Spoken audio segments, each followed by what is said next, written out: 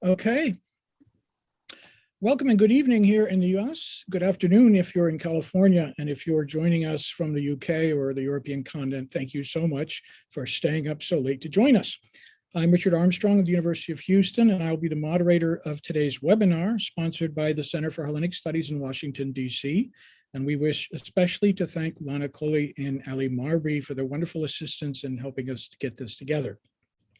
This will be a 2-hour discussion of Michel Zerba's new book, Modern Odysseys, Cavafy, Woolf, Césaire, and a Poetics of Indirection, a discussion with the author herself and some colleagues eager to join in.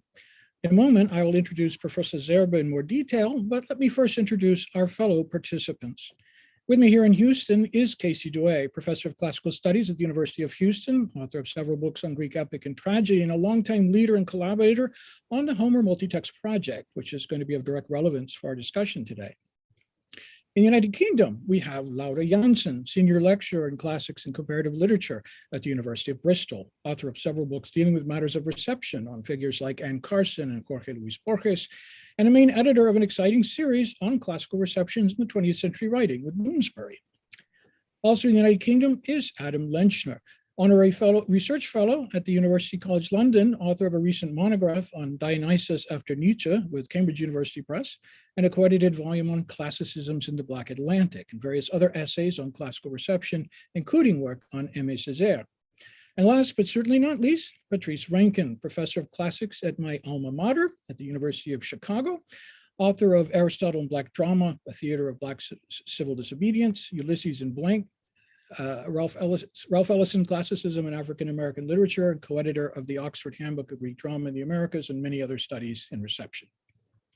Now, you've just heard me mention the word reception several times here, and this lies at the center of today's discussion.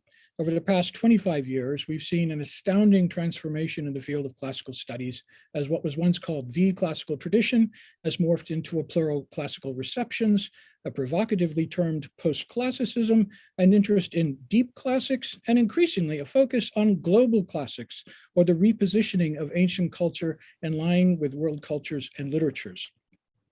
Michel Zerba's book is a vital contribution to this ongoing discussion, and in a moment, she herself will briefly lay out the book's argument and strategy of reading Homer, Cavafy, Virginia Woolf, and Aimé Césaire according to a Poetics of Indirection, as she puts it. Along with Alan Miller, I'm co-editor at the Ohio State University Press for the series Classical Memories, Modern Identities, which published this book, and from the start, I have to say, we were very excited about the direction it takes. We feel these discussions are crucial to the future of our profession, and we'd like you to be a part of it through posing questions via the webinar. By coincidence, also, our series is launching online a symposium today on another book in the series, Mario Tello's Archive Feelings, A Theory of Greek Tragedy, where 5 scholars have submitted their written responses that will be published in the coming weeks, starting today on syndicate.network. Now, after Professor Zerba outlines the gist of the book, each one of our participants will lead a part of our discussion for about 5-10 minutes, and then we'll go through each one of us and circle back to Michel, and we will continue then this general discussion. So feel free to send your questions to us here through the webinar chat, and we'll try to work them in as we can. Back to our author. Michel Zerba is the Maggie B. Martin Professor of Rhetoric and Classical Studies at Louisiana State University and has a split appointment in departments of English and World Languages and Literature.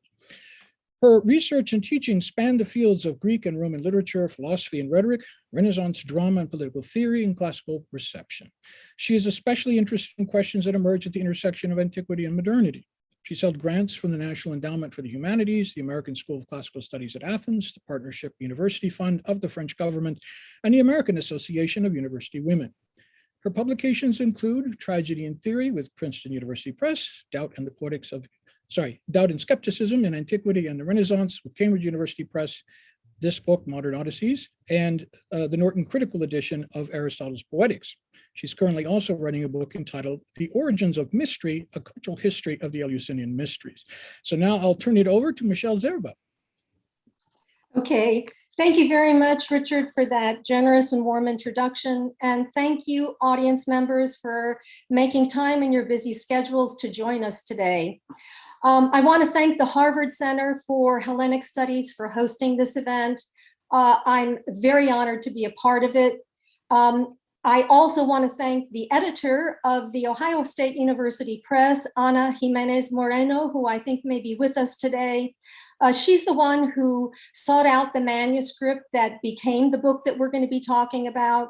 But in particular, I want to thank Richard Armstrong and Paul Miller, who are the co-editors of the Classical Memories Modern Identity series. Richard in particular has been an extremely supportive editor and colleague over the past couple of years, and I'm very much grateful to him. Finally, but not least, I want to thank the distinguished panelists who are joining us today, especially those of you who are in England at 10 o'clock at night.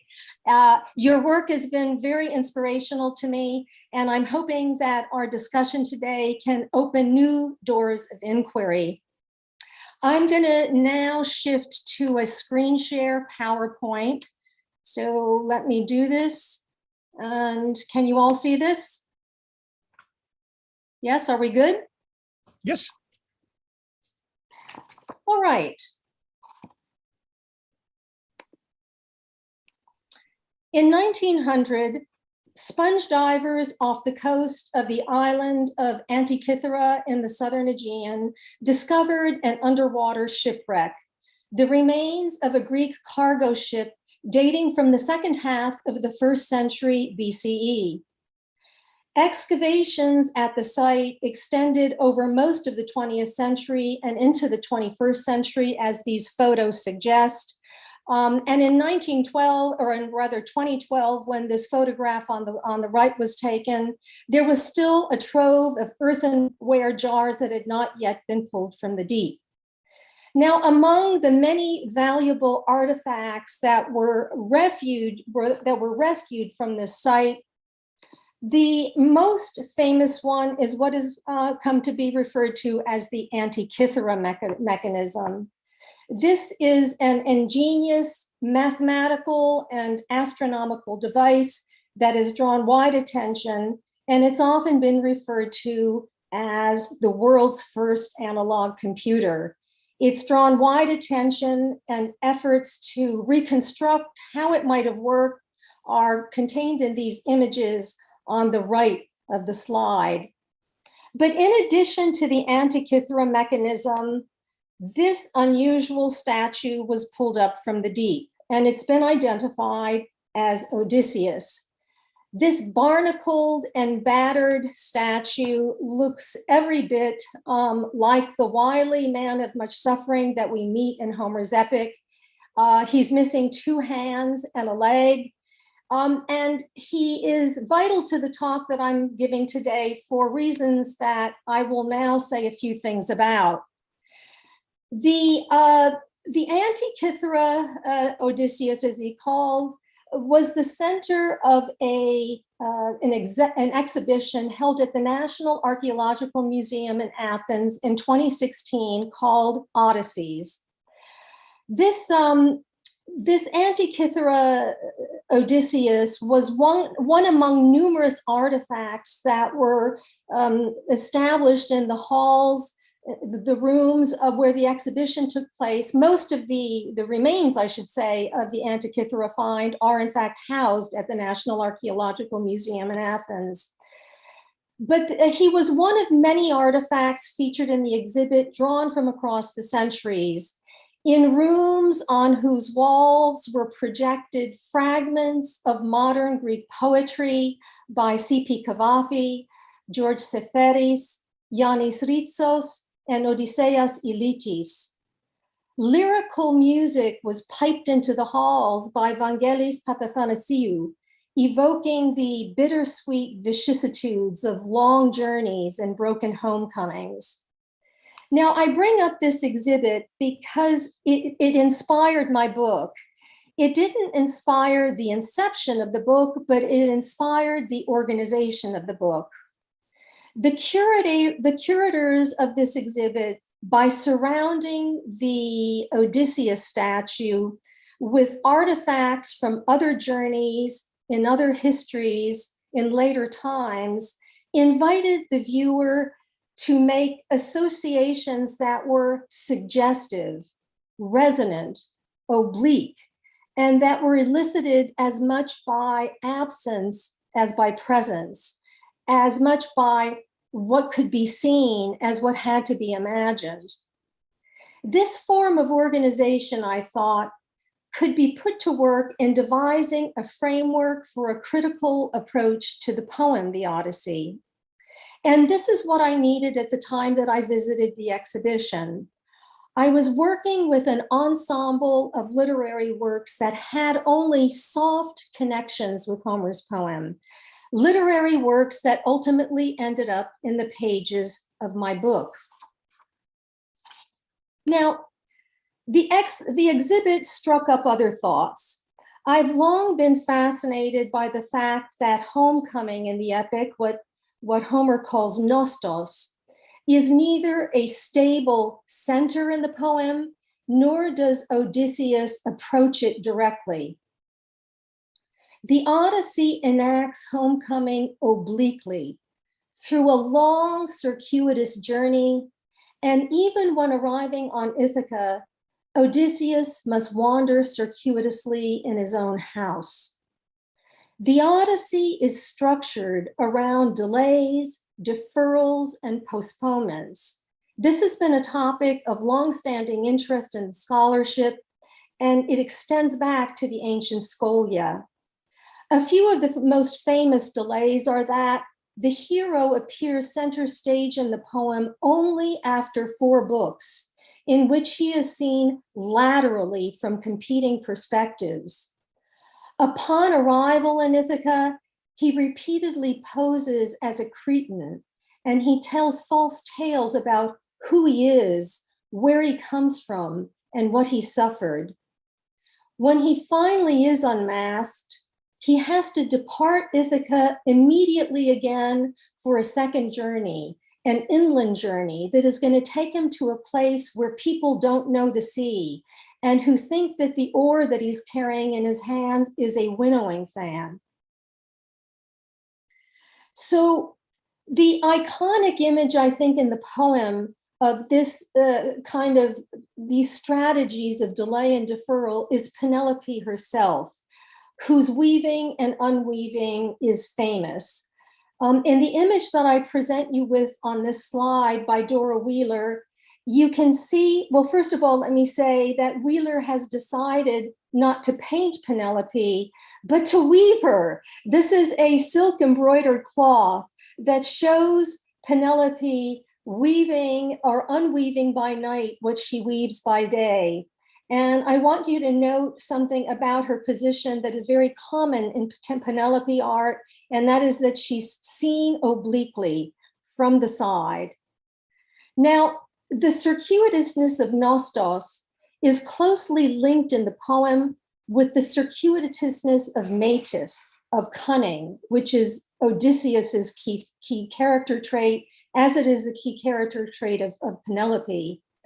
And metis, or cunning, is a form of practical intelligence that goes about solutions to problems in a wily, angled, and oblique way. Together, they convey the sense in the poem that truth is a crooked thing that has trouble circulating in the open air. This crookedness, this sideways fashion of coming at things, seems built into Homeric storytelling itself in the Odyssey. In fact, the Odyssey is often talked about as metapoetic because it looks to its own characters to reflect upon its own ways of telling stories and making sense. The effect of this crookedness in the Odyssey is that the poem seems to interfere deliberately with its own homecoming. Why is this? What kinds of truths wander? Now, these questions seem to me bound up with very fundamental issues in the Odyssey. They reflected conflicts in the emergence of personal and collective identities in the poem.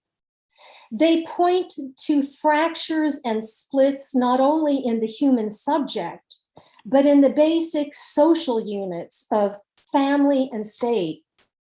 They spoke to the ravages of the war, the fragility of the psyche under pressure, and also to the resources of trickster figures, Odysseys. Now, none of these were new insights into the Odyssey, but I wanted to approach them in ways that had not yet been attempted. I was trying in particular to develop a critical vocabulary and ways of thinking about obliqueness, of indirection, of ways of telling it slant. I was trying to develop this kind of vocabulary in order to respect the ways in which the poem invites us to talk about this.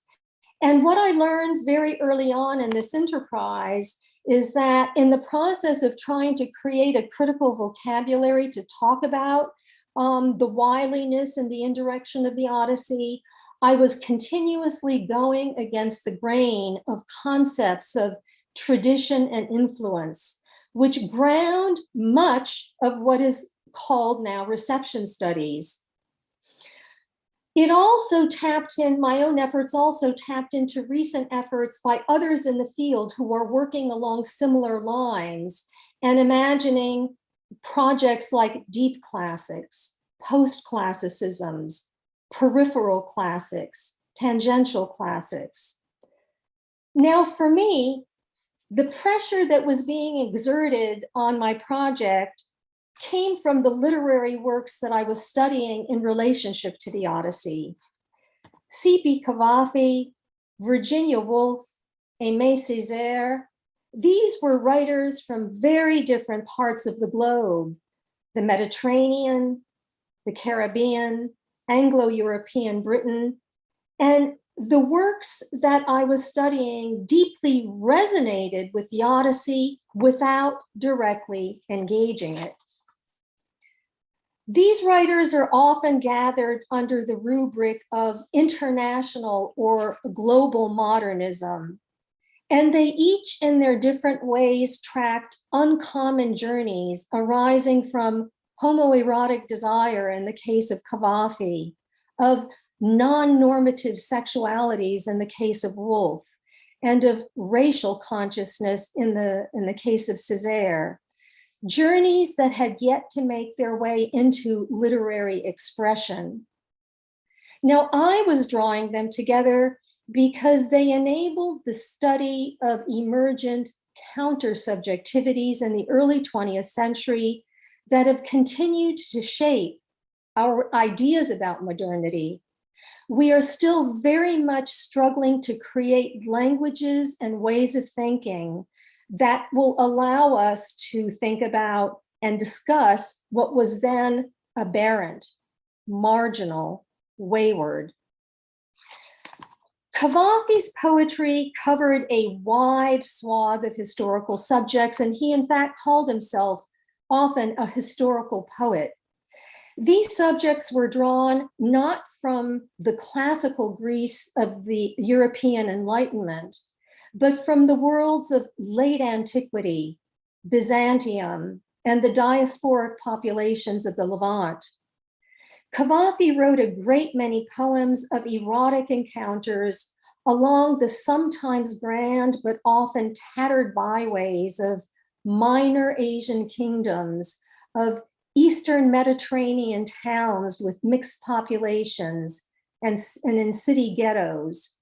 Here, secretive, erotic touches and passing glances brought moments of rare epiphany. On the slide, I present you with some sketches by David Hockney that he prepared for a translation of a book called 14 Poems by Cavafy. And Hockney himself used Cavafy's itinerant poems to explore his own homosexual encounters. Homoeroticism and diaspora are deeply linked in this Mediterranean writing.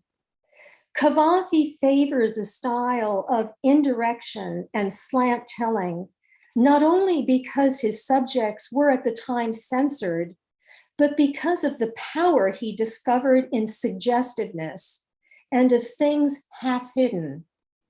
He adopts a deliberate skew in steering clear of subjects associated with the grandeur of classical Greece. There are some exceptions to this, and we can talk about them in the Q&A. Cavafy's friend E.M. Forster once characterized him as a man standing absolutely motionless at a slight angle to the universe. In Orlando, Virginia Woolf gives us a romp through the centuries and across continents in a figure who lives 350 years, aging only 36 years in the process, and who goes through a mysterious sex change in Constantinople, the ancient Byzantium, the modern Istanbul. Woolf's work is subtitled a biography, but it's a fictional biography, sort of, because Orlando is oblique in every sense, since it presents a radically sideways attempt to address her relationship with Vida Sackville-West, who is presented to you in these photographs that are to the right. Woolf satirizes most of British literary history while staying clear of classical models and disavowing traditional genres. She speaks in Orlando of the phantasmagoria of the mind, and she talks about it as a meeting place of dissemblables, a constant welter of thoughts, feelings, and desires that don't allow direct frontal treatment. And of course, she's famous for her experimental ways of going about this in works outside of Orlando. Woolf finds in slantness the strategies she seeks in capturing the polymorphous selves that constitute sex and gender. One has a sense in reading her work of sailing through a dense sea of tangential literary encounters that are radically decentered and that cohere, but only tenuously in her luminous poetic prose. A few comments on the photographs to the right. They are indeed of Vida Sackville-West, but you'll notice in the captions, she's identified as Orlando. Virginia had in fact planned on taking photographs of this sort and including them in Orlando from the beginning. And she had convinced Vida to sit for these photographs, a proposition that Vida was not comfortable with. Most of the photographs were taken by Vanessa Bell, Virginia's sister. Vida, resistant to the idea, nonetheless acquiesced, but she complained in letters to Virginia that she felt like one of those wax figures in a shop window in which you hang clothes and jewels, a mannequin, in other words. These photos bear witness, however, to the blurriness of boundaries between truth and fiction, the real and the imagined, history and confabulation, or what Woolf calls granite and rainbow in one of her essays. Césaire descends into the cauldron of slavery and colonialism in Journal of a Return to the Native Land, and he's the first Caribbean writer to do so. He struggles to conjure up through the imagination what has been swallowed in the abyss of the African slave trade. This is experienced in the poem as a zone of opacity and of submarine hauntings. Césaire essays or attempts strategies for piecing together the memory of an experience that exists only in fragments. His moves are not direct, but oblique, circuitous, and often implicated in approach and avoidance. He was deeply steeped in the Western tradition, and particularly in Greek and Latin, since he took a higher degree at the École Normale Supérieure in Paris. But his work often, though not always, eludes Western literary forms. So attempting to fit him into standard models of source and derivation, prototype and copy can not only be critically obtuse, but even offensive given the radical character of the poetic project, which is to decolonialize the Caribbean mind. The drawing on the left here is by Pablo Picasso, and it was included in a volume of Césaire's poetry called Corps Perdu, or Lost Body, published in 1950. It was also used, though, for the poster that circulated to advertise the first International Congress of Black writers and artists, which was held in Paris in 1956. The middle image here is from the famous Cuban painter Wilfredo Lam. It's often included in volumes on negritude, a concept that Césaire helped forge and that we can talk about in the Q&A. And the image on the right here is one of the underwater sculptures that are located off the coast of Grenada, just off the coast of Venezuela, by Jason Decaire Taylor, haunting images of what lies at the bottom of the Caribbean. So what I was talking about in the book were lowercase Odysseys that practice a poetics of indirection and that don't originate in the Odyssey or approach it as a prototype. It might help to think in terms of a comparison here. Joyce's Ulysses, Pound's Cantos, H.D.'s Helen in Egypt, and Kazanzaki's Odyssey, a sequel. These are famous works in classical modernism that directly engage with the ancient poem. And they invite a critical idiom of tradition, influence, and adaptation as those concepts have been deployed in mainstream reception studies. All of these works, I should say, have been treated brilliantly in recent criticism. And without that work, this book that I wrote would never have been possible. But in configuring Cavafy, Woolf, and Césaire, I was trying to bring other forms of relation into view. Rather than embracing influence and adaptation, these writers, with some important exceptions, often eluded direct encounters with origins and ancient canonical texts. And so they called for approaches that respected the gestures they were enacting, that were in tune with ways of telling its slant. So modern Odysseys is a contribution to the disarticulation of basic concepts of classical influence and reception. Some of the strategies I used are listed on this slide. I tried to treat the Odyssey not as an urtext, as a font, or as a source, but rather as a multiform, as a tale that was told in many different ways already in antiquity, in a living oral tradition we no longer have access to except in trace elements, some of those traces in the Odyssey itself. The Homer Multitext Project, which many of you know about and which Casey will talk about in a few minutes, was an enormous help to me in conceptualizing and theorizing the consequences of a multiform Homer. It demonstrates in uncanny ways, the Homer Multitext Project, how the ancient oral and contemporary digital realms are converging.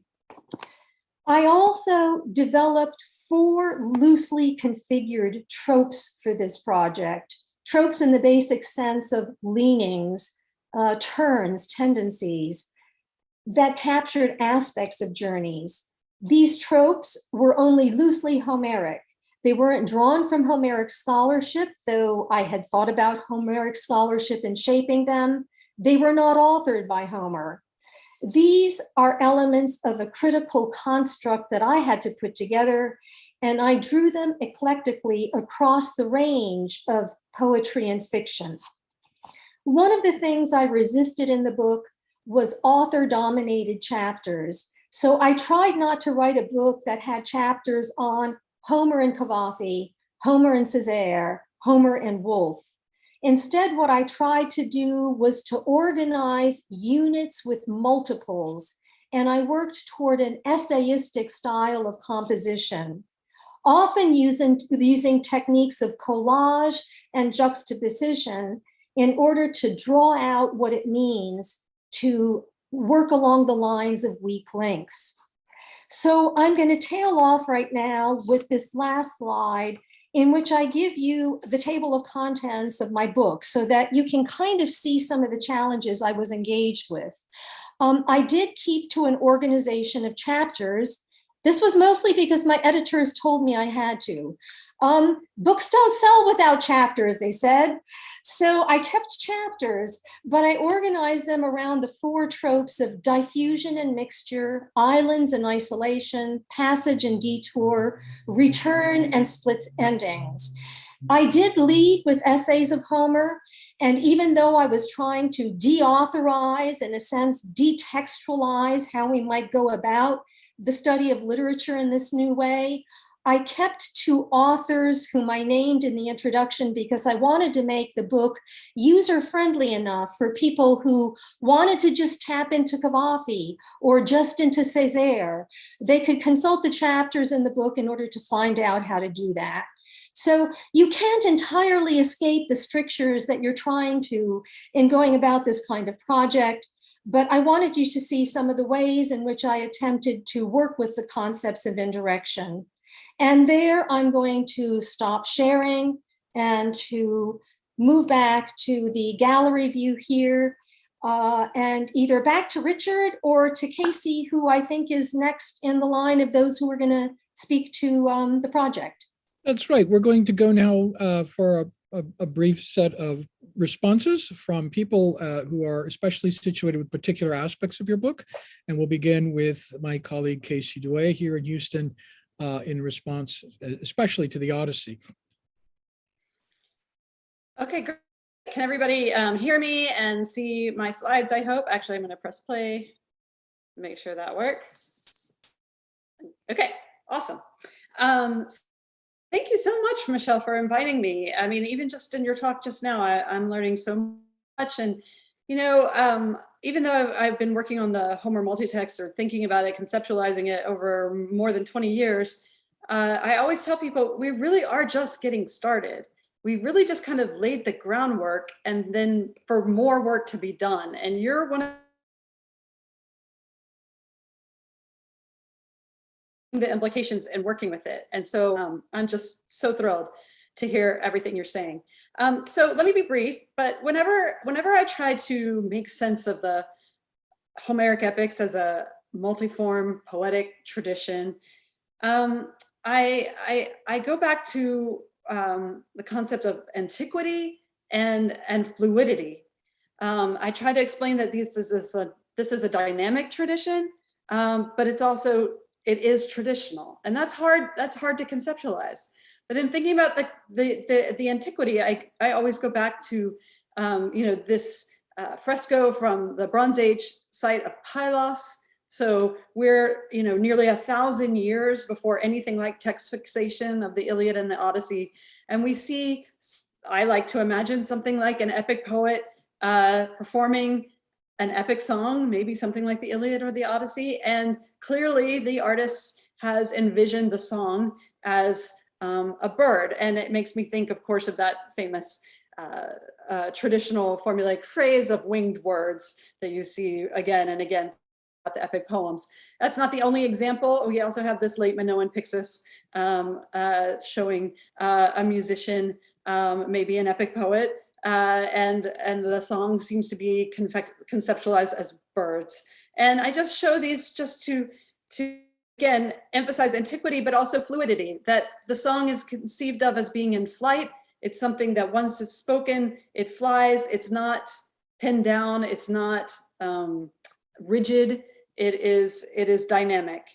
And in making the Homer multitext, we were very influenced by the work of Milman Parry and Albert Lord, but especially Albert Lord's talk of the word multiform. he writes that the word multiform is more accurate than variant because it does not give preference or precedence to any one word or set of words to express an idea. Instead, it acknowledges that the idea may exist in several forms. So I think this ties in with Michelle's work very well. There's not an or text and everything that derives from it, but instead it's a multiform tradition. There are instantiations of the Odyssey, instantiations of the Iliad, but there's not one single text from which everything else varies. Unfortunately, you know, that understanding of the epic tradition goes against everything you learn in graduate school when you're being taught how to work with ancient texts, right? Because the goal of many classicists has been to establish the text, make the text, and then, you know, establish it as the correct text, and everything else is just you know, what you put at the very bottom of the page to show what you made the text from, right? But it implies that there's a correct text and everything else is just, you know, ancillary.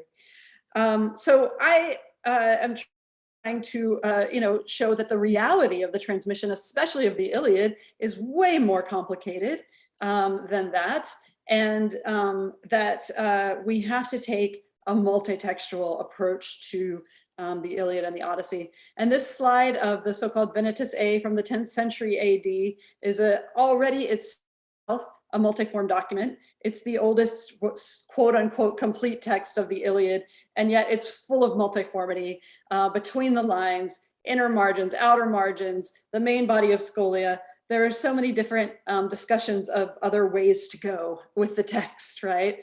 And so when I say take a multi-text approach to Homeric epic, is that I don't make my interpretations or my scholarship based on the idea that there is one text that a guy wrote, but rather many instantiations of the text that were known in different times and different places. So again, just to sum up, it's more appropriate to speak of multiforms rather than an or text and variant. And it's more appropriate to consider each transmitted Odyssey and Iliad that we encounter as instantiations of a notional text that is somehow both traditional and fluid. Oh, Richard's telling me by text that I cut out a bit, but am I there now? Can you hear me now? Okay, good. Sorry about that. You can always ask questions later. Oh wait, no, I'm gonna stay with the Venetus A. Now, Michelle talks in her book beautifully about the Cretan lies, and I often like to talk about them too as examples of not only multiformity, because Odysseus tells tales that could be Odysseys, but also show awareness of multiformity. In other words, the Odyssey knows that it's multiform. And of course, we see that even from the opening lines with Odysseus and his signature epithet, polutropos. He can turn into many different things. He's a chameleon. He's had many turns. You know, he's multiform, basically, is what polutropos is telling us. But Crete in these Cretan lies kind of symbolizes that idea of multiformity and indirection. Of course, Crete has a long history of being associated with alternatives, alternative stories. There's the parable, I mean, what do you call that? That typical phrase, all Cretans are liars. But then, you know, in addition to being associated with alternative poetics and different ways of telling the story, other versions, Crete is associated with alternative warfare, with ambush, with special ops, right? And of course, that's all dominated by Metis. So Odysseus's signature trait of Metis, of cunning, intelligence, is associated with Crete. In the Iliad, the heroes from Crete, Idomeneus and Meriones, are the ones that give us our fullest description of ambush as the place where, you know, the bravery of men is most on show. The audience of these epics is also very much aware of the multiformity of epic. And a great example of that is I think, you know, is in the Cretan Lies and in the one that Odysseus tells Eumaeus, where he talks about how they set up an ambush before Troy one night. So he tells this story to Eumaeus, and he talks about how he was so cold that he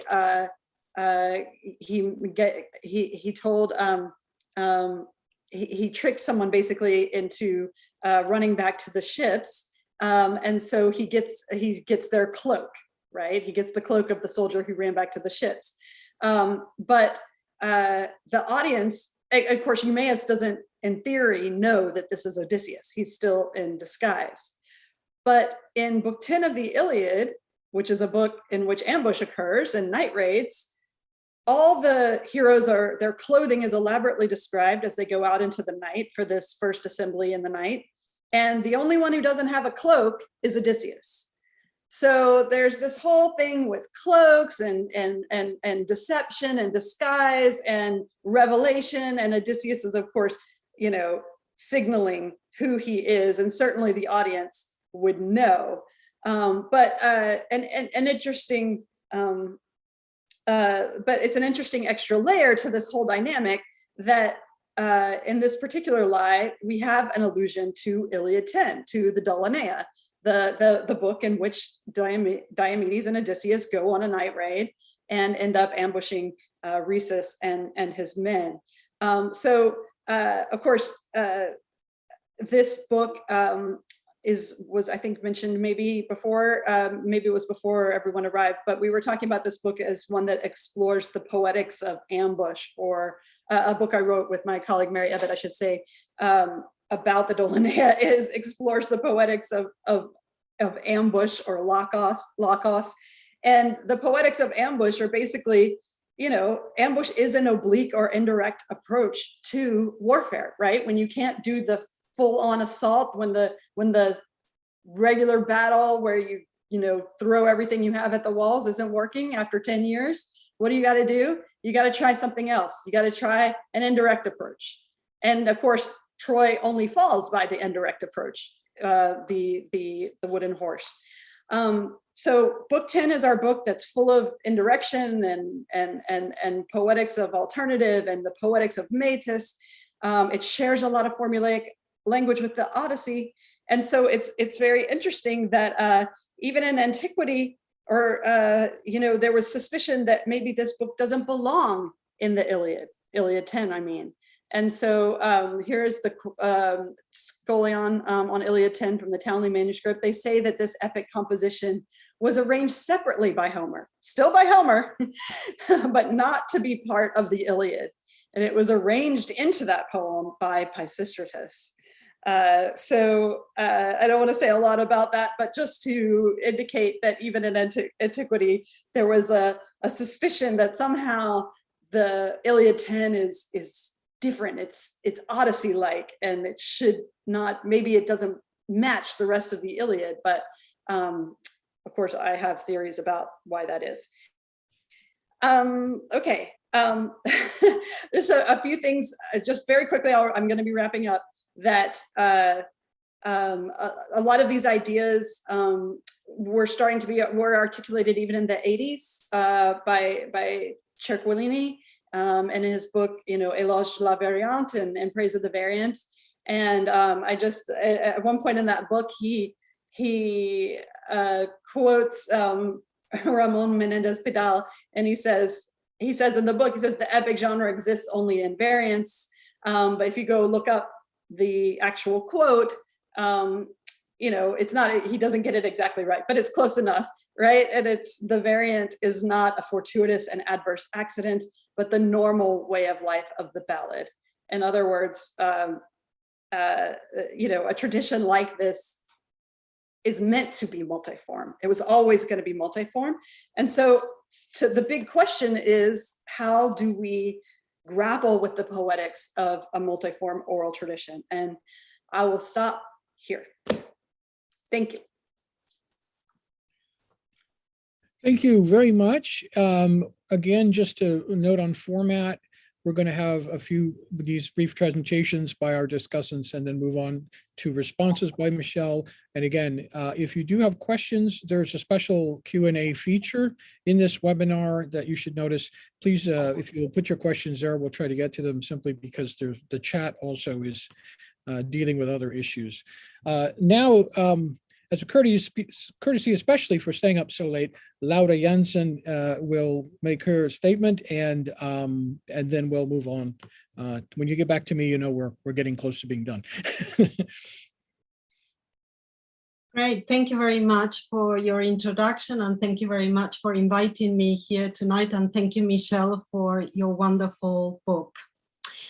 So in preparing for my comments, I spent quite a bit of time pondering at the conjunction of Homer, or especially after everything we've heard, the idea of Homer, or the poet that we call Homer, and Virginia Woolf, one of the three modernist authors that Michelle Zerba considers in her compelling book. I was wondering how to reflect on the remarkable poetics of indirection that Michelle tracks in the polyvalent, deep time structures of the Odyssey and Orlando, specifically in terms of two interrelated areas of interpretation guiding her study. The first is her rethinking of how to approach the relationship between antiquity and modernity, above all when encounters between ancient and modern authors and texts are, as Michelle puts it, not frontal but oblique, as well as sustained through a network that maps out markedly different dynamics of reading the two texts side by side. And the other dimension is the richly transgressive counter-subjectivities that emerge through this revisionary approach, as one follows the roots of indirection that subtly connect Odysseys and Orlando's wandering returns. Above all, I was struck by the way indirection generates lateral understandings and lateral visions of the Odyssey and Orlando, not just within their specific narratives, but also as one considers the four tropes that weakly, and here emphatically I use quotes, weakly link them together, despite their many differences, as they travel across imaginary geographies and vertiginous spans of time. Both Odysseus and Orlando are pulled by four centrifugal sea movements, of sea-like movements of diffusion and mixture, island and isolation, passage and detour, and return and split ends. It is this form of circulation that gives acute expression to Odysseys and Orlando's emerging subjectivities of their kleos and transsexuality, respectively. And so this is what I would like to expand on a bit more for the next 3-4 minutes, offering some reflections on the significant contribution that modern Odysseys makes to the emergent study of oblique, or what I would like to call tangent classicisms. Indeed, I would suggest that Michelle's brilliant book could also be entitled Tangent Odysseys, wandering journeys of modernist writings about how human experience and transgression marginally yet highly creatively make contact with Homer's own tale of return. One of the many virtues of Michelle's book is that it invites readers to reconsider what constitutes reception, both as a methodology and a disciplinary category, and how we may expand or indeed rewrite the future of this practice. For me, this begins with Michelle's genius appeal to Emily Dickinson's poem, Tell All the Truth and Tell It Slant, with Tell It Slant becoming the guiding model for rethinking how authors like Woolf narrate Orlando's interior journey as an Odysseus-like voyage to transsexuality within the gender normativity of late Victorian England. Here, the concepts of obliquity and tangentiality offer a more capacious paradigm for plotting the possibility of Woolf's Odyssean strategies, as well as the degree of implicitness, but also indirection, through which her classical knowledge, ideas, impulses, memories, associations, even oversimplifications and inaccuracies emerge and interact with her interest in Homer. Indeed, one can think of her novel Orlando, which relates the 36 years of someone's life in the precipitous span of 350 years, as a character and narrative casually living alongside, but not in, the world of the Odyssey. In this sense, one finds a limitation in envisaging Woolf's regard for the Odyssey through the lens of traditional avenues of classical reception, or within the disciplinary boundaries that consciously or otherwise continue to guard approaches to her classical engagement with Homeric literature. For example, by exclusively tracing substance or ubiquity of classical references in such a way that they constitute and tell of a weighty, direct, or sizable point of departure for a reception exercise to be worth pursuing. Michel is not alone in thinking about ancient and modern encounters in this way. For example, scholars of classics and the classical tradition are increasingly tapping into these kind of questions. In her 2021 lecture for receptions and comparativisms for the Archive of Performances and Greek and Roman Drama, Emily Greenwood draws attention to the problems that reception still betrays when it comes to the vigilance of its disciplinary borders, which often disclose intransigent views and approaches to the subfield. In my own work, I have tried to argue for a closer study of the emergence of the classical as an absence, using absence as a trope for rethinking what we mean and what we are after in the pursuit of classical presences, especially in case of modern authors for whom antiquity is an alluring yet barely their presence, and when the connective thread of influence seems to exist at breaking point. Finally, there is much to be learned from students of comparative literature who are also challenging the borders and orders of knowledge in their own field. Just last week, Alexander Beecroft tapped on this issue in relation to the question of influence, arguing that, I quote, "It's easy to compare things that are produced near each other by people who are able to influence each other. Traditionally, comparative literature has compared literatures in close contact with each other. At first, European literatures, later literatures in European languages around the world, and sometimes even contemporary literatures in non-European languages where the influence of European literature is clear. But what about comparisons where contact is minimal and almost non-existent? Is that something we should try to do at all?" End quote. So I have two interrelated questions for you, Michelle, and maybe we can discuss them later. What do you envisage is the place of your important study in this growing critique of the enterprise of reception? And second, whether collectively these new lines of research, including your own, can be said to belong to the category of reception per se? Might the future entail expanding reception's horizons even further and further and further, or might reception become too restrictive a term to capture the new paradigm? Thank you. Thank you very much, Laura. And those are absolutely central questions. We'll definitely return to them. But first, let's give some time to your fellow night owl there in the UK. Adam, we're ready for you to chime in. Hi there, everybody. I'm just going to share my screen for a presentation. Thank you very much for inviting me to speak.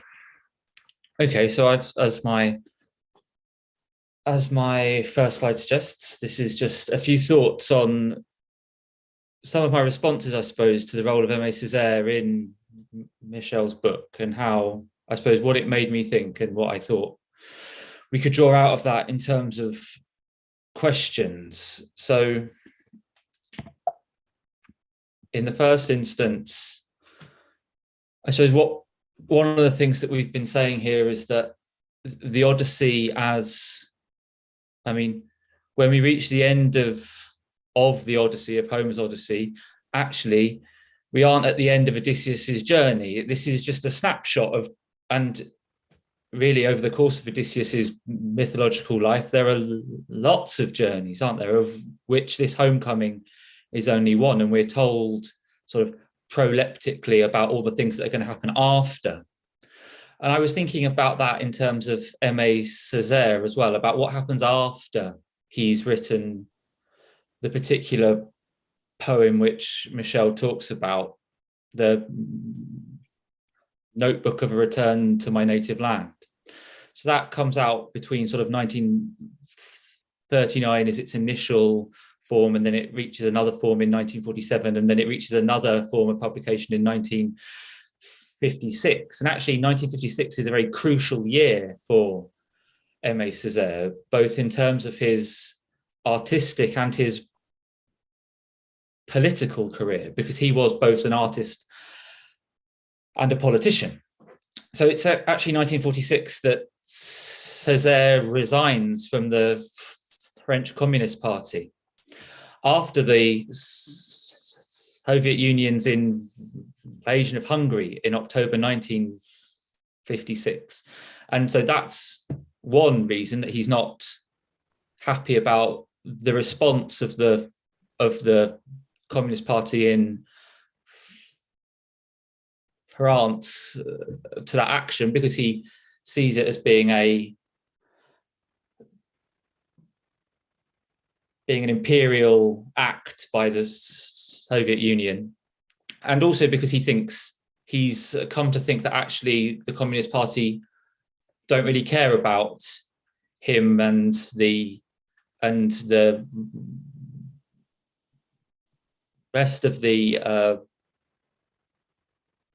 black race. So that's what he includes in this famous letter. And so he's kind of chose an entirely different political path, but it's also the moment, strikingly, when he starts to publish tragedies. So between 1956 and 1973, he actually, I can't remember if he publishes absolutely no poetry, but he certainly mainly publishes tragedies, and this is his first one that you can see the image of on the slide. And I suppose that just led me to think about some of these artistic shifts that took place as Césaire continued his Odyssey through the artistic and the political world. So on the one hand, and this is something I argue in an essay that I've written about Césaire, on the one hand, we see a shift from the mythological to the historical, in the shift from the sort of more epic poem to these tragic dramas. So he's less interested in the kind of iconic and symbolic representations of his own identity and of his idea of racial politics and racial identity. And he actually becomes more interested in its kind of historical dimension and in what can be learned from history. And this links into another shift, which is from the individual to the collective. So when he's writing in when he's writing in a mode which is more related to Homer's Odyssey, there's more of an individual focus for Césaire. He's more interested in his own journey, both back to Martinique and also in terms of coming to terms is probably not the right word, but just thinking through his identity.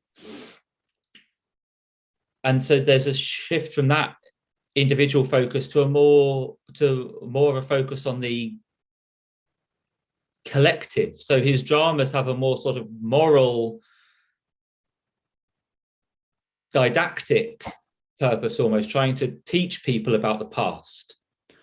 And there's also these shifts, there are these two shifts really from epic to tragedy, which you can understand both historically and artistically. So you can understand in 1939, in the Notebook, he's interested in history in more of a sort of epic mode. He's interested in things that, like the Haitian Revolution and its success. Whereas when he moves to his tragedies, he's interested in history as a kind of tragic thing. So he's interested in, for example, one of his tragedies is about the assassination of Patrice Lumumba in 1960. So there's this shift in how he thinks about history, but which is kind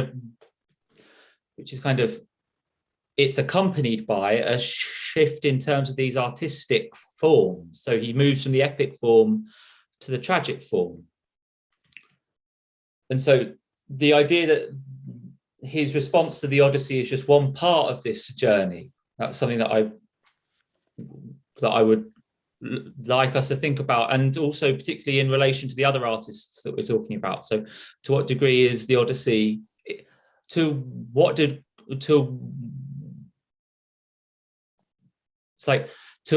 extent do these artists have a kind of Homer's Odyssey phase? And the second idea was this idea of internal and external geographies, like kind of internal psychological geographies and external real world geographies. And I was really struck by what Michel wrote about Césaire's writings about this volcano in Martinique, Montpellier, and how Césaire grew up nearby it, and almost the experience of living near a volcano came to influence his attitude towards his own art, that he actually saw himself as a volcanic poet. And how that, and so on the one hand, I think that links to ideas of kind of inspiration and kind of the natural forces of poetry. But on the other hand, thinking about the destructive force of a volcano also led me to think about a line that James Joyce uses about Ulysses when he's describing why he wrote it. So this is another response to the Odyssey, more direct, as Michel commented, but he says on one of his reasons for writing his response to Homer's Odyssey, that I want to give a picture of Dublin so complete that if the city one day suddenly disappeared from the earth, it could be reconstructed out of my book.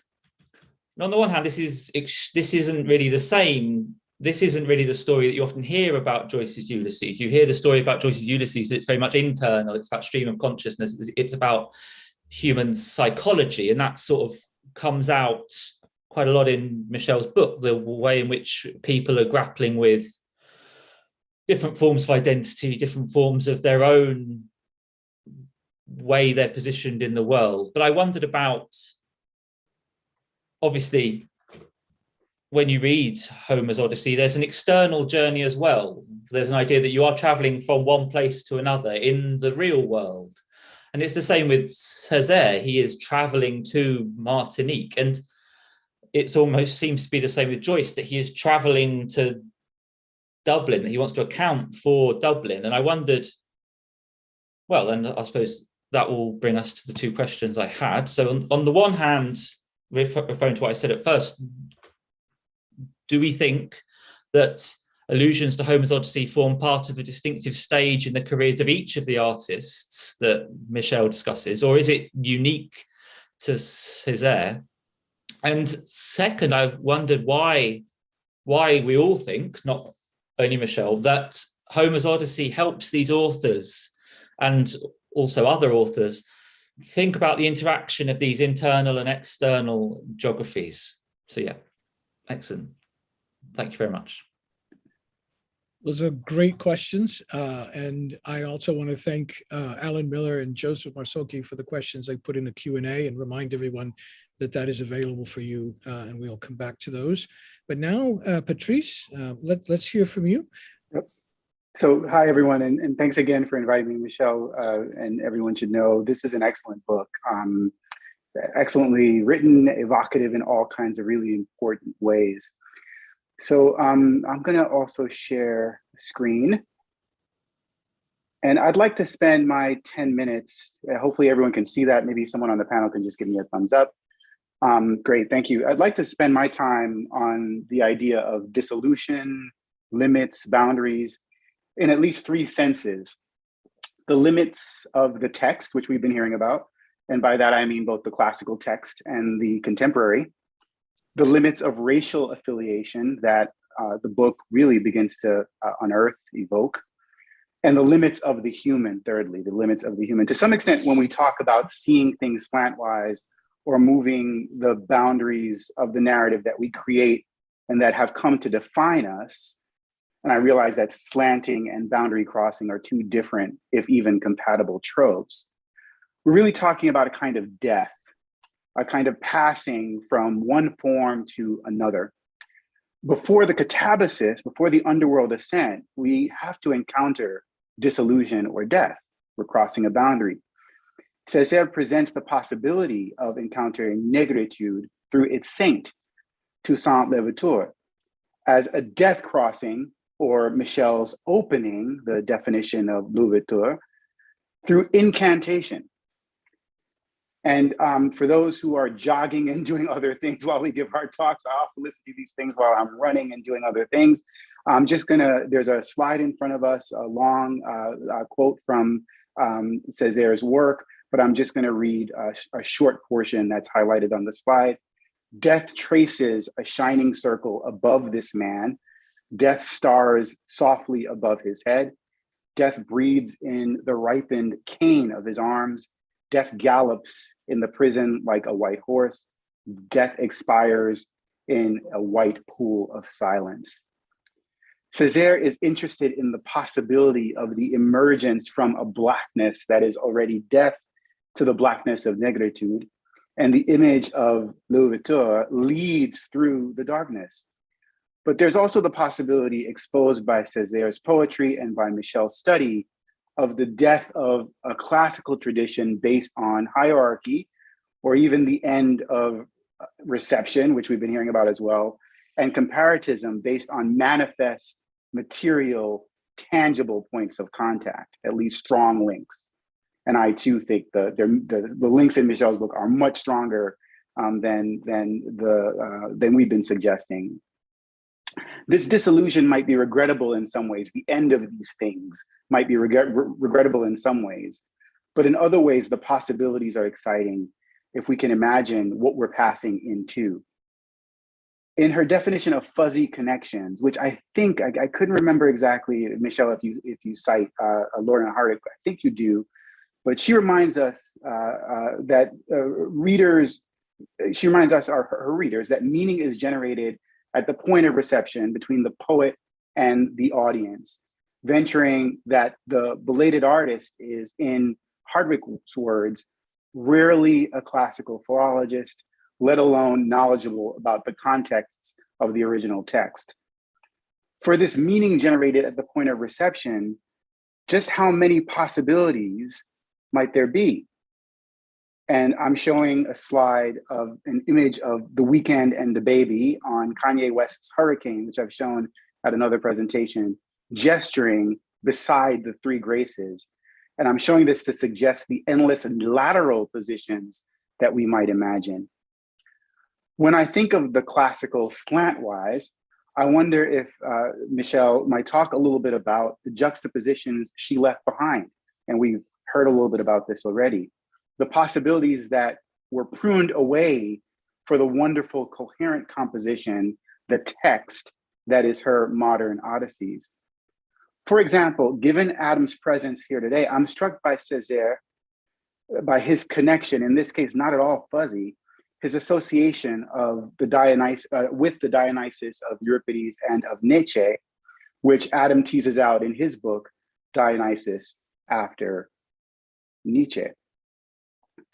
And I'm showing the incantatory repetitions of eu, eu, and it's on the screen in French, but I'm going to read the English translation. Eu for those who never invented anything, for those who never explored anything, for those who never conquered anything. Eu for joy, eu for love, eu for grief, and its utters of reincarnated tears. These are seductive next to the repetitions of ewe in the Bacchae, and perhaps, Adam, here we're disrupting the epic versus tragic associations. Ho ex arcos bromios eu, euia ton euon an alomenoi theon. So the repetition, the incantation here is certainly Bacchic. This is not necessarily to make a reception argument, but rather to suggest one of the many lateral positionings that generate from Michelle's study of tropes. If we take her book as a tool of our own catabasis, of a dissolution of what we know to be a passage into something else. One such passage would be to link modern Odysseys to a current among several Black studies scholars of queering and multiplying notions of racial affiliation. So I want to suggest here that this book is within a broader context in scholarship in various fields. And the two that I want to highlight are first Black studies and then the post-human. In her reading of Césaire, Michelle proposes that in her words, and I'm just going to read a section of the book here, Africa once again functions as a vital detour to a continent that lies outside the passage that loops the Antilles and Europe. It triangulates a binary relationship by deepening the terms in which it may be understood and extending the purview of history. Césaire transports the image, the imago even, of the nigritude hero, Louverture, to Africa. He travels him, which closes a triangular passage between Europe and the Caribbean. By placing Césaire alongside Cavafy and Woolf, however, Michelle does the kind of unmasking that Stephen Best credits to Eve Sedgwick in her idea of besideness, which to Best offers a way out of what he considers to be a dualistic thinking. This besideness or lateral positioning, the detour, reveals that the route to Africa was not inevitable, nor is this Africa any one thing. Saidiya Hartman questioned the notional Africa of Paul Gilroy's Black Atlantic in her book, Lose Your Mother, where a trip to Ghana disrupts her fantasy of kinship. And here again, I'm just going to read a short section of Hartman's book. Which Africa was it that we African Americans claimed? There was not one Africa. There never had been. Was Africa merely a cipher for a lost country that no one could any longer name? Was it the remedy for our homelessness or an opportunity to turn our backs to the hostile country we called home? Or was there a future in Africa too? Identity is a fiction, a lie, as Kwame Anthony Appiah has it. Kinship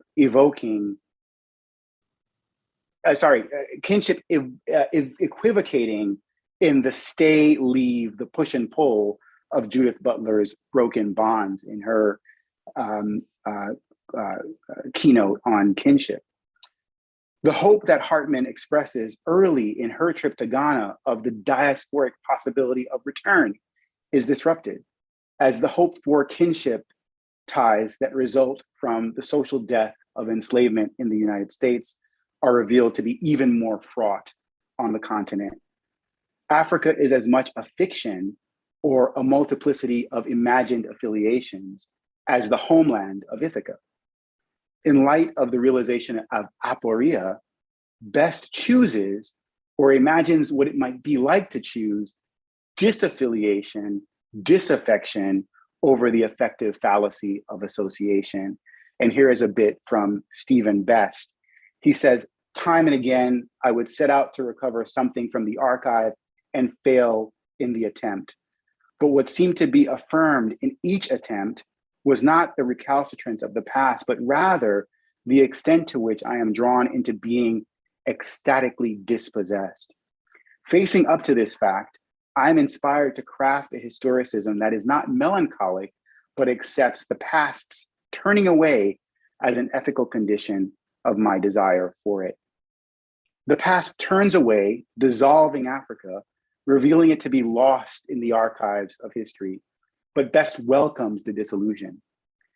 Best's book is titled None Like Us, and we don't have time today to delve into it, but suffice it to say that the title derives from David Walker's 1833 Appeal to the Colored Citizens of the World, where Walker prays to God that none like us ever may live again until time shall be no more.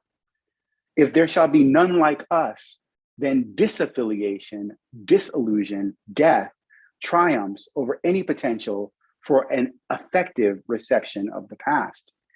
Any potential of a Black Atlantic conviviality is lost to the isolation that Michelle recognizes alongside Hartman and Best. Here again, very much in keeping with some trends in Black studies that we, over the last 10 years or so. Beside the slantwise view of racial affiliation, not as post-racialism, but as a multiplicity of approaches to the historical conundrum of race, I suggest a second context in which we might position Michelle's book, the post-human. The construct of the human, as Zakiya Iman Jackson argues in Becoming Human, always already required, not necessarily its opposite in the non-human, but certainly the embodiment of a range of non-human possibilities in, for example, Blackened people, especially the Blackened female body that could be, as Jackson puts it, mobilized to produce racial difference. Modern Odysseys is in conversation with discussions of post-humanism, particularly those that the digital humanities spawn. As Michelle discusses, for example, the flattening of the epic cycle of poetry is owing to what we heard about earlier in the digital project. And I'm going to quote a little bit again. This is a longer quote, but I'm just going to quote the bottom half here of Michelle's introduction to the project. By radically altering notions of authorship and source, and by emphasizing the concept of multiformity and local versions of the return tale, the Homer Multitext Project has enabled a way of thinking about the Odyssey as a composition in performance that competed with and marginalized other tales. Digital humanities occasions the potential disillusion of the text, such that associations can be reconfigured in ways that the book exemplifies. The potential of such disillusion is far-reaching. Beyond Homer, as Stefan Tanaka puts it in History Without Chronology, and again, just reading short portions of a longer quote, digital media raises another issue for humanistic scholarship: boundaries between objects, information, facts, knowing, and understanding. Digital media disrupts or flattens the nature and use of past material. Again, digital humanity is only one of many technologies that dissolve the human as we have come to know it as a discursive reality.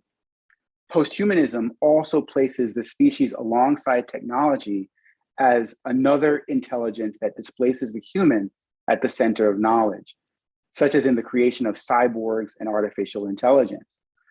If the text as we knew it before the digital age, the text as a closed circuit, is dead, perhaps we have crossed into the possibility of the dissolution of narrative, or certainly, as Tanaka argues, the dissolution of history. Or at the very least, we can recognize a shift from the human as storytelling to the human as story and reality revising. And Michelle's book is also a rewriting as much as and as powerfully as Homer is. So is there any more a narrative closure other than a cybernetic one that raises other circuits, that calls up other circuits? So thanks, Michelle, for the book. In your diffusion, isolation, detours, and returns, you've called us to an endless search for an identity that is actually never to be found, even though we might rest from time to time on the identities that we call home.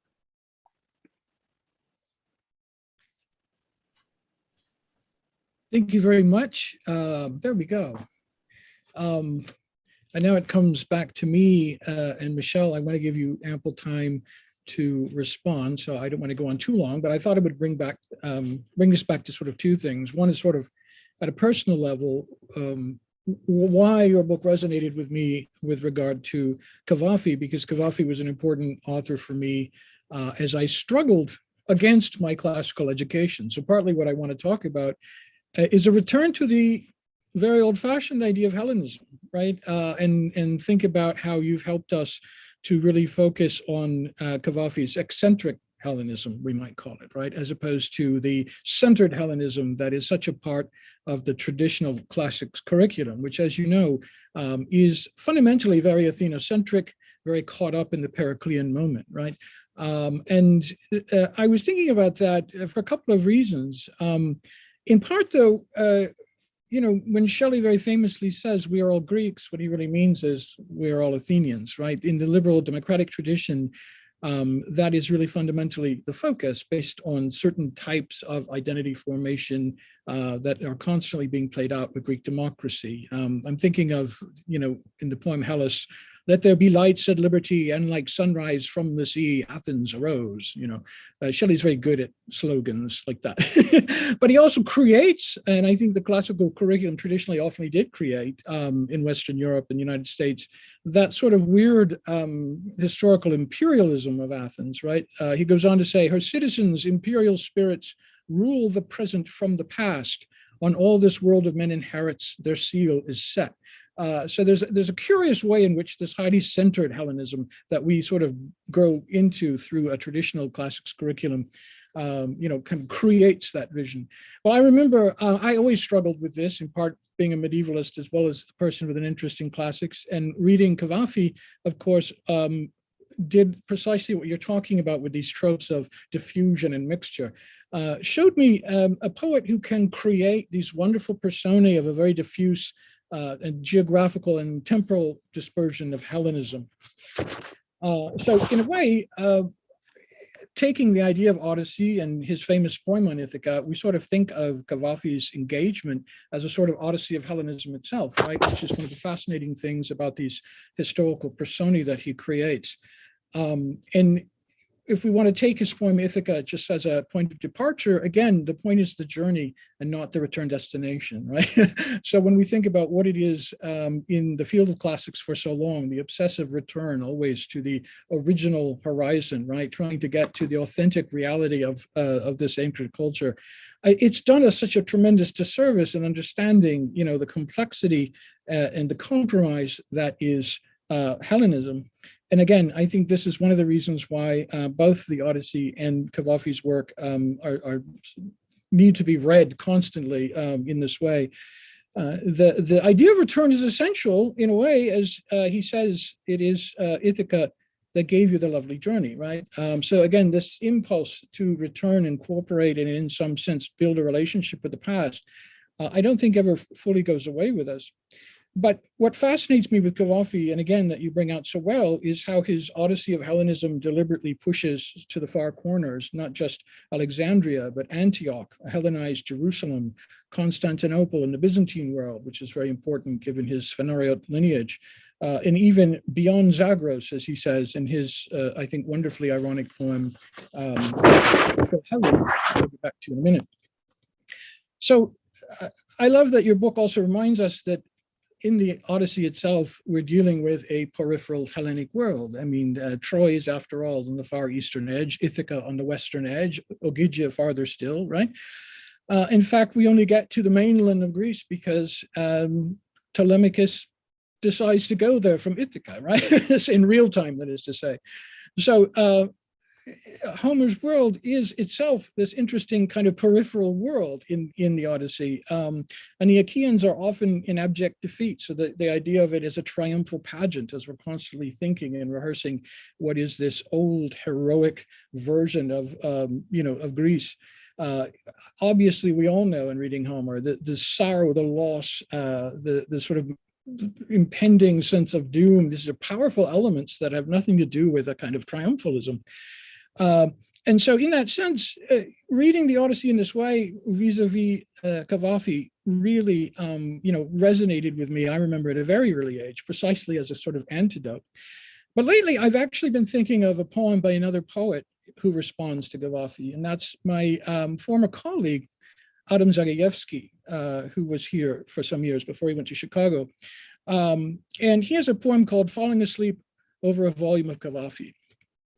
And what's interesting is he depicts Cavafy's cast of characters, these historical personae throughout his poems, as interesting sort of stylized failures, quote, who endured failure superbly with grace and accepted the catastrophe of their nations, their cities, systematically subdued by Rome, not easily, but with unequaled brilliance. He goes on to say, since their consolation was, quote, something no conquest could take from them, or so they thought, their place in the Hellenic world. So what's interesting, again, is he sort of picks up on the way in which so many of the personae in his poems are grasping some form of Hellenism that seems to be part of this sort of struggle. But it is a Hellenism, as I sort of mentioned, of hybridity, of diffusion, of mixture, as you point out so well in your reading on the poem on the Posidonians, for example. But Zagajewski continues to say that they seem, quote, taken up with preparations for eternal rest, a beautiful defeat stirring our sympathy, though few of them are heroes, cunning, not honor, drives them. So again, the idea that the personae of these poems have the cunning, right? That is this sort of essential Odyssean feature, makes them sympathetic despite often the sense that they are compromised, right? in some of their pretensions. So why am I interested in Adam's view? Adam was a Polish poet, but originally from Lviv in what is today Ukraine, that invaded and violated place. And so when I think about Adam growing up at the crossroads of Eastern and Western empires and living through the history that he did, a history personally of displacement as a poet, again, I think of all of these tropes and the sort of profound and personal way in which they sort of enter in to our reading and absorption. And so again, I come back to the idea of what do we do now that we're in a diffuse world of reception studies with a concept like Hellenism itself, right? It is historically, as his poems often point out, a reality of diffusion and mixture, of conflict and compromise. He does such a great job of creating personae that each represent this eccentric Hellenism from some point in the Mediterranean world, when obviously more in tune geographically with the view from Alexandria, as his reality was, but also temporally with the peripheral view of a modern Hellene. Far from the numinous culture of the ancient world and all the claims to sort of use it for authenticity and justification, right? Speaker of a contested and unstable modern language in his day, a minority language both in Alexandria and within Western Europe as a whole, in a Balkan culture with a declining and later post-Ottoman sort of mindset in reality. So at the same time, what's so fascinating about him, and this goes to the question of homoeroticism that you bring up so well, is living in the comforts of that age of cosmopolitan hybridity in Alexandria, which is such a part of a lost world like Smyrna or Thessaloniki before the Holocaust. It is a Hellenism that is precarious, yet sumptuous, powerful, yet evanescent. Yet Cavafy's remains a decidedly tenacious and infectious Hellenism, as some of the poems involving Judea suggest. Alexander Gennaeus and Alexandra, pious Hasmonean monarchs who speak Greek and have Greek names, are depicted in one poem in a moment of triumph, subtly betraying, of course, the anti-Hellenic aspirations of the Maccabees. And this reminds us that, ironically, the very word Hellenismos took on a sense of a whole cultural system of values and not just linguistic norms, in dialectical tension with the newly coined Judaismos. This is the irony of Second Maccabees, a text couched in Greek and infused with Greek rhetoric that talks of a pious revolution against Greek culture and forced Hellenization. Cavafy's poem pumps a triumphal moment of these Jewish monarchs for all its irony, for which all the poet has to do is repeat over and over again their names, Alexander and Alexandra. Obviously, these are not Jewish names. Once exposed, they escape from Hellenism. That's one of the fun things about some of these poems. And of course, this dialectical tension with Hellenism goes the other way with the barbarian in Waiting for the Barbarian, after all, right? He says, what's going to happen to us without barbarians? They were, those people, a kind of solution, as he very famously says. So again, we see Hellenism as a dialectical sort of tense hybrid sort of concept. So the idea of an infectious Hellenism is brought out all the more in another poem about a Hellenized Jew, Xanthus, son of Antony, in Of the Jews, 50 AD. Though Xanthus professes a desire to, quote, remain forever, son of the Jews, the holy Jews, the Greek pursuit of sensuous beauty has its hooks in him. There's a deliberate identification in this poem of Hellenismos with Hellenismos, with Hellenism and hedonism, a point that obviously you refer to when we get back to the question of homoeroticism. The art and pleasure of Alexandrian Hellenism have captured this devotion, and there's no turning back, right? That's kind of the interesting implication of that poem.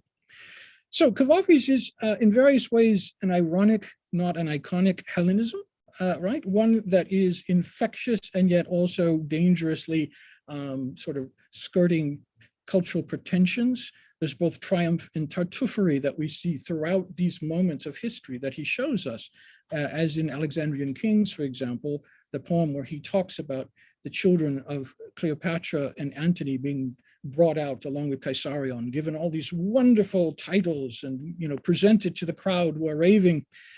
But he openly says the Alexandrians knew, of course, that this was all mere words, all theater.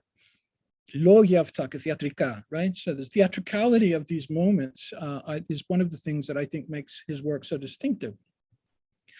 So what's interesting, though, to come back to Adam's point, is that nonetheless, we find this weird sympathy with these characters in these poems, as compromised as they are, as semi-barbaric or semi-Hellenized as they are. And I think, again, this is such a wonderful way to sort of start to think about how we can meditate on the idea of a Hellenism in the future, or its sort of dynamic relationship with other concepts as we sort of work on this notion. After all, we're not all Greeks in Shelley's sense. We are hybrid, peripheral, eccentric, belated Greeks, right? Semi-barbaric, semi-Hellenized in the profession as a whole, as we've always been. And this is why I would just like to end with a wonderful look at the poem Philhellene, which, if you've never read it, it's quite funny, about an Eastern king's pretensions beyond Zagros, far to the east, where he's designing a coin. And here we see the Philhellene becomes the Philistine, right? He says he wants the word Philhellene put on the coin. Since so many others, more barbarian than ourselves, choose to inscribe it, we will inscribe it too. And besides, don't forget that sometimes sophists do come to us from Syria, and versifiers, and other triflers of that kind. So we are not, I think, un-Greek. So that question that arises in that poem, where are the Greeks? Where is the Greek culture? Puilenis, Putalenika, is as valid in London or Berlin or Alexandria or behind Zagros or even in Houston. And so again, I applaud the juxtaposition of Cavafy and Homer, especially the Odyssey, for that very reason. Okay, so in all fairness to Michelle, who's had to endure much praise and many questions, I think I'm going to let her begin her response. And I will remind everyone there's a question and answer function here where questions can be ordered. I see at least 3 here. So in the interest of time, again, it helps us to order those things if we can get it there, and I'll try to feed those in. But Michelle, you have the floor. Thank you all for those wonderful engagements in different ways with the book and with your own projects and problems many of us are thinking about in the profession. I guess I want to take some of the broader questions first that Lauda poses, and maybe get my way into some of the other questions that way. First of all, I guess I want to say the obvious thing that almost all of us, whether we're classicists or anybody who studies the humanities, we've learned ways of interpreting the past that involve the need to establish causal relations and direct contacts. This has been so much a part of the way that we are ingrained to work as scholars that the feeling often is that your work is soft, or that in some ways it lacks expertise if you don't go about arguing that way. So I want to begin there because I want to say, first of all, that there will always be a place and a need for what we're calling reception studies, but basically arguments that have to do with what writers in the present or in later points in history, how they used, adapted, and took over and assimilated prior forms. So I'm not arguing that we are moving out of the need for that at all. What I want to say rather is that all of us now are being asked to think in more global terms of transnationalism and internationalism, various forms of crossing these huge geographical and cultural boundaries that are very hard for us to cross. They're almost impossible to cross if we maintain our old ways of thinking about literary relationships. So what I want to say about that is that because the opening of the canon means that we're opening the canon to texts that resisted the canon, okay? This is the key point, you see, that acts of literary resistance are often aimed at decolonializing or at taking aims at the patriarchy. And these critical efforts to understand them can be radically limited if we are approaching these texts as if we can talk about them in terms of traditional reception theory. It is offensive to the writing. It is obtuse about what is involved in opening the canon if we continue to use these critical methods. So the hardest thing that we're doing now is, well, we're opening the door to talking about, a more global canon, but how do we do that? My point is that we're often doing it by not revising our tools, our critical tools enough. So talking back to the empire can be constricting since it obeys the orders of the hegemonic order. If you're pretending that people are answering back to the empire, then you are in effect tying them into what it is the empire is saying. So one of the things I want to say is that that is something that we need to think hard about.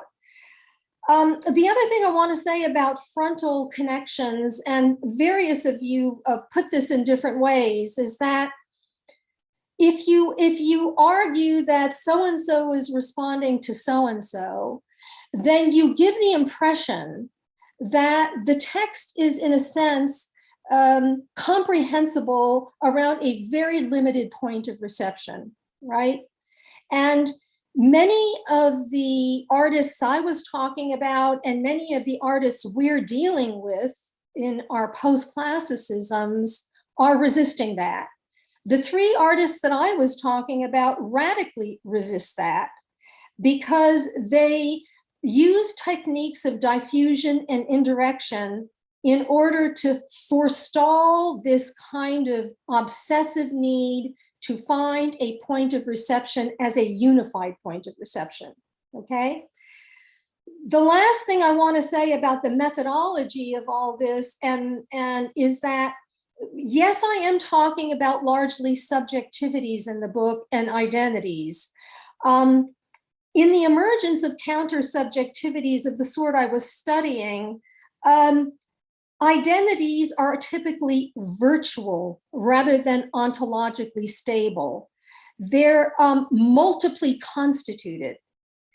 They're composed of mixed races, hybrid ethnicities, cross-gendered beings, transsexual experiences. The subject is many and not one. And therefore, works that attempt hard to put that into motion need to have those gestures respected. So, you know, Casey was saying at the beginning what many of you have echoed, and that is what we're being faced with, is the challenge of really undoing many of the ways in which we've been taught to think. And to do that in ways that are rigorous and compelling, and that therefore can convince those who are working in more mainstream ways that this not only can be done, but it can be done compellingly. So I guess I will open around that. I don't just want to talk about the questions, but if there's anybody who would like to answer back to that, I'm happy to just pause here. I would just say one thing, if I may, and I certainly don't want to dominate the conversation, but which is, again, I think part of this is the problem of the humanities generally within the context of academic work, which means that we're expected to have arguments and discoveries, right, and evidence. And so as a consequence, it does encourage a certain linear thinking. And the odd thing about that is, you know, the old classical tradition sort of argument would be to sort of prove classics deserves to exist because it, you know, remains relevant, you know, sort of like you still need us, which is, you know, obviously a very self-defeating way to look at it. And the other thing, it's a fallacy, right, to think of causal relationships in such simplistic terms, because, you know, again, when someone is educated at a particular point and reading the Odyssey, that acculturation is convergent with every other acculturation they're going through at the same time, right? So that this is why, for me, it's really been an issue of focusing on complex convergence, because we create classical culture. You know, that's what we're doing all the time. We create modern texts. We create the modern phenomenology of the text, of, you know, the ancient text. And so the idea that somehow, you know, ancient Greece is like a radio station broadcasting from the 5th century and we're picking up the signal is a fallacy, right? And then it's a very uncomplicated way to think. But you can understand why university administrators like that, you know, because it's a simple way of assessing someone's made a strong argument, they have evidence, you know, again, journals often like this problem too. So when we open up different ways of thinking about literature, philosophy, et cetera, that are more associative and less concerned with, you know, what did he know and when did he know it? The Watergate question, I like to think of, of reception studies. I think that's part of the problem. Alan Miller had a comment or a question in. Before you go, just a quick response to Michelle, what you offered us. It seems to me you're raising a question about audience, and it makes me wonder, for whom are we doing our work? Is it for some established classical elite in the academy?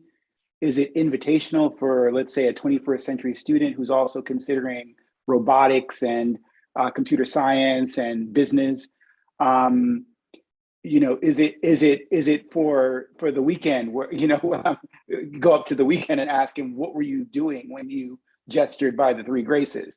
You know, so and in some ways what the besideness offers is a kind of expansion of audiences and a kind of cross viewing, such that all of those audiences are invited to the table. Yeah, no, I think that's really right. Somehow we're tied into this notion of expertise that makes it very difficult for us to talk outside of the fields that we've cultivated best. I will say that in my book, you know, I'm not an expert on any of the authors that I talked about. I don't consider myself an expert, but Richard and I have talked about it. And the point about expertise is that if you engage in a project that requires you to know things about what you're studying and you think are important, then you develop the expertise to talk about it compellingly. And often beginning from the point of view of an outsider can very much help the conversation. That's one of the things that I want to say. Many of you are wondering how else this kind of way of thinking about indirection might work more broadly. And I think actually the idea becomes less elusive. It was a little bit hard for me to grasp it in the years I was trying to conceptualize the concept. But if you look at very canonical texts like Plato's dialogues, and you consider the dialogue form itself, and you consider it like the bulk of Plato's work, which is multiple dialogues, which take each other apart, actually, if you read dialogues against each other. Furthermore, if you read Plato and understand that in these dialogues, he's using a certain kind of discourse that cannot approach the subject directly, and therefore he resorts to myth in order to talk about it, this is a strategy of indirection. This is a strategy by which the acknowledgement is that you cannot approach it frontally.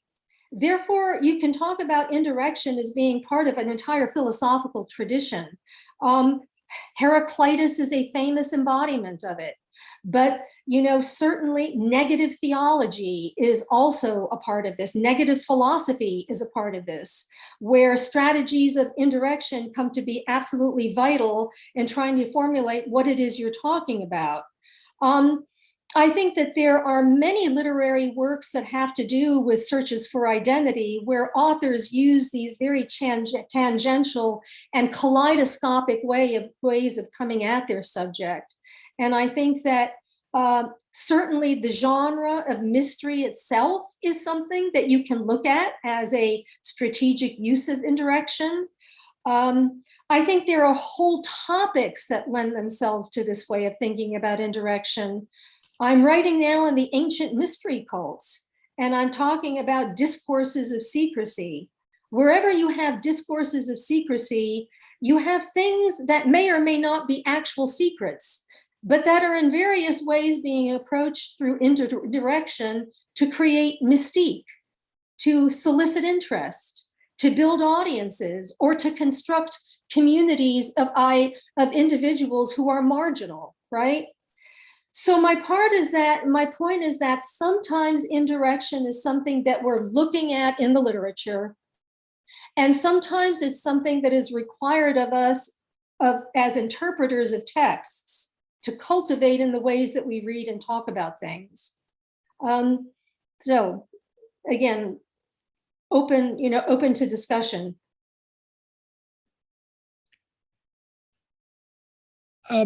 Again, if I may refer a question from our question and answer, our Q&A here, Alan Miller asked, if reception's boundaries keep moving ever more distantly, does it not become indistinguishable at some point from a Christavian concept of intertextuality? So again, obviously we're always talking about intertextual studies, but I don't know if if anyone has any thoughts on that. Would anybody? I was just going to say, like, thinking about what you were just saying, Michelle, the idea about, like, when you mentioned negative theology, I just had the thought that, like, the reason you have to be indirect in that instance is because the thing you're talking about is ineffable. You can't talk about it. You can't really conceptualize the subject of your discourse. And I suppose I think that probably links to do with that. There are probably links there with what Christeva writes about Cora and things like the ineffability of that, the kind of unrepresentability. But I think, I suppose it feels like that's a product of it. Just in terms of your book, that's actually something which all of the authors are grappling with, the idea of something that's not yet been articulated, but which they're having to find a vocabulary for, something which is ineffable in their own personal in their own relations to themselves, as a part of themselves which they don't necessarily understand and which they're trying to come to terms with. And just to use the obvious metaphor, it's a journey. It is a homecoming. It's a kind of welcoming of the self, but a sort of putting words to it. So that was just what I thought. I think that things that are ineffable nonetheless provoke a great deal of language about them. This is part of the irony of the ineffable, is that it produces a discourse of the ineffable. And I think that, I think that's an important problem that you can look at from any number of perspectives. But yes, I mean, this is, to go to Paul's question though, one of the things that I think is most challenging to us is and that I was trying to deal with in creating a set of 4 tropes, was to work against the concept of the text. Because the works I was talking about are so open that they defy textuality. They resist closure. They resist a certain common sense way in which we approach texts that is partly the consequence of reading them in books. And that is the sense that they're contained, right? That they're somehow contained and that they somehow have these limits that allow us to manage them and control them.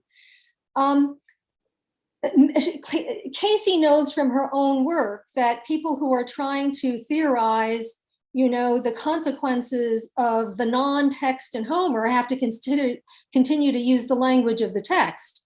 So if you don't want to talk about texts, but you're talking about intertextuality, well, there we are. Our language is constantly, belying us in our efforts. So I partly resist critical language jargon for that reason. One of the strategies I use in my own work is to try to generate a critical idiom from the works that I'm reading. And we, of course, can never totally jettison the frameworks around us and the language of our profession. But by generating the language out of the text and talking about things like a poetics of slantness or indirection or a poetics of ambush, what we're effectively trying to do is to say that the texts are teaching us, the works are teaching us how to talk about them. Okay, and the way that we're talking about them, the reason why orality on one side and the digital world on the other are converging is because we are testing the limits of our ideas about what a text is. This is the point also about what Patrice was saying about the post-human, is that for centuries now, the human has been conceived of in terms of texts that are books. And I think that paying close attention to what the digital world is telling to us about texts is that we need to create a new critical idiom. And we don't do that necessarily by talking about intertexts. Yeah. If I might pick up one of our questions from the Q&A, this is from Andrea Kuklanakis. It's precisely about the words that you've chosen. So the question is, focusing on forging critical vocabulary, could you elaborate a bit on the distinctions between all these words? Slantness, indirection, obliqueness. I often use them interchangeably, but in terms of multiple subjectivities, should we distinguish them further? Slantness can also be a condition of feeling unhinged, no? Canonicity, imperial projects, aggressive capitalism, racism, homophobia, all can push people to alienation. And alienation is a place from which you can only be slanted and uncomfortable, whether you create art from it or not. So that's quite a question, but so if you can maybe elaborate on slantness, indirection, and obliqueness. Yeah, no, I think this is a good point. What I would say is that Laura and I have begun to talk about a project that she's now formulating that is going to be oriented towards what kind of vocabulary you might develop around this. In my book, I have been experimenting with alternative terminology, recognizing that much of what I'm talking about actually tips on the brink of things like psychopathy and madness and complete dissolution. So I think that there are ways that that's partly why some people have come to look at Odysseus himself, who is so many-sided as potentially psychopathic, and just in the sense that there are pathologies of the psyche at work there that suggest this radical way that he doesn't fit in. I don't really have the time here to probably to talk about the differences between those terms. I do use them synonymously, but I would say part of our project now is to begin to create a vocabulary that can be more expressive, more careful, perhaps sometimes also leading towards the need for greater fuzziness, developing a tolerance for a healthy fuzziness that is probably inevitable to all categorizing. And that's an enterprise that I'm very much open to, Well, let's go to an interesting question that came earlier in the chat from Vilumi Volajimi, and that is just asking you, we often talk about faithfulness and betrayal with regard to texts and rewriting. So the question here is, how would you explain the significant faithfulness or betrayal of the modern writers to the original Odysseus? Do you think that any of the writers betrays the thematic purpose of the original Odysseus? And again, I think this goes to an interesting question of, as keepers of classical literature, in a sense, we're often put as gatekeepers, right? Wanting to somehow adjudicate between correct and incorrect readings. So let's empower your point of view now. How would you respond to that question? Yeah, I would say that in the ways I approached the text I was talking about, fidelity was just not the issue. In other words, my view was that theories of adaptation have been developed to help us talk about that, and so have theories of translation. Adaptation and translation have given us more careful ways of talking about fidelity. I think the notion of fidelity can sometimes lead us into thinking that the limits of what it is we can say and do are somehow determined by what's already been said and done. And that is precisely what I'm resisting. And not only that, I mean, I'm not the only one resisting it, obviously. It's that the writers that we are including in this wider post-canonical world are not doing that either. They're testing our notions of fidelity very deliberately, in order to say things that have not been said in the canonical works that we read. So Palumi is actually one of my students, and thank you, Palumi, for the question. I think that, there are a number of classicists who've worked very credibly on Aegean, like the Black Aegean, who address questions of fidelity in that way. But I think that there are other ways in which we have to ask the question about when fidelity matters, and when it is a distraction that is actually impeding us from being able to think and say things in new ways. Laura has a comment or question? Yeah, just as a follow-up, I was thinking that also the question of fidelity is problematic because it brings a sort of unilinear way of thinking about the original source. I'm speaking to the students here. One of the things you can do, and this is also part of the Poetics of Indirection, is that you can begin reading wherever you want. You don't have to begin with the classic. For example, I learned about Homer through Borges when I was 17. I hadn't read Homer. And for me, this was a curiosity into a journey that I just didn't know. And it was Borges himself who was teaching me how to read this text. So these indirections, and then of course I amplified much more the variety of authors that I was looking at. So fidelity for me was just besides the point, because this is just about a network of different authors that are telling each other different things about what the canon might and not be. So in Spanish, we've got this thing that we call about la tradición clásica, but we also call it la traición clásica, the treason of tradition, which is a positive term, is to think about, I am going to Richard, can you translate this? I'm going to Betray. voy a traicionar al clásico. I'm going to betray or traduce. Yeah. It's a game of words because it's tradición and you remove the D, and this becomes a paradigm for unlocking that servitude to the original. I'm not talking to the expert, I'm talking much more to, I usually say that to my students in classical reception, because all they begin with is the classics. So then you have to tell a story that somehow is faithful back to the classics. So that might be a way of thinking about it.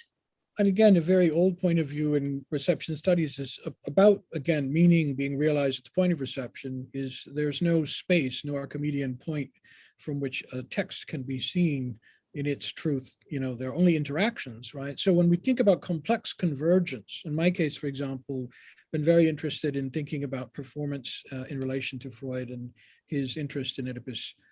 And what you realize is, you know, yes, Freud read Oedipus in the gymnasium, but he reads it also as someone who is powerfully influenced by French romantic tragedy, which makes a lot of sense when you start to think about it.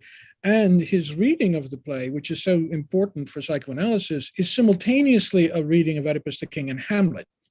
And these complex convergences, they are the reality of culture, right? Again, you know, Hamlet and Oedipus the King, these are things that he's reading, you know, at the same time growing up, and his theatrical experience sort of reinforces this. And you realize our individual trajectories do not replicate the chronology of Western civilization. You know, we're always out of time, we're always out of step, we're always catching up, we're always saying, I need to go back and read Callimachus or whatever, you know. So this is why it's a little silly, right, in a way, when you realize, why did we ever think it was any other way? The complex convergence, the associative nature that so much of our reading experience or theatrical experience impresses upon us, or a particular person, you know, forces a book on you, or a particular moment in your life, right, has certain parts of a text that emerge to you. Perhaps later you might think disproportionately, as you were saying, Laura, with coming to Homer through Borges, right?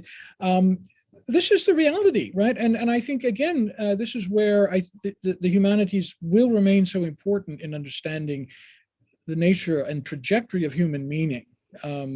We're always struggling with research paradigms, as you know, because administrations want us to sort of quantify and calculate what research is for us. But the experiential is such an important element in this, and it is atemporal and confusing. We're at 6:02. I think we've done a good haul here, and I know some of you need to go to bed. I want to thank everyone for their participation through the questions. Again, our student friends as well as our colleagues. And I really want to thank Michelle for exposing herself to so much praise and so much critique. And again, Thank you all. Again, let's continue this discussion in the future, and do, if you have a chance and any energy left, perhaps tomorrow, check out our online symposium on syndicate.network of Mario Telau's book, which is another shocking and startling book, Archive Feelings, the Theory of Greek Tragedy, okay? So thank you again, and especially our thanks to the Center for Hellenic Studies. Ali, thanks for your help, and Olivia, and we will hopefully see you all again soon. Thank you. Thank you all.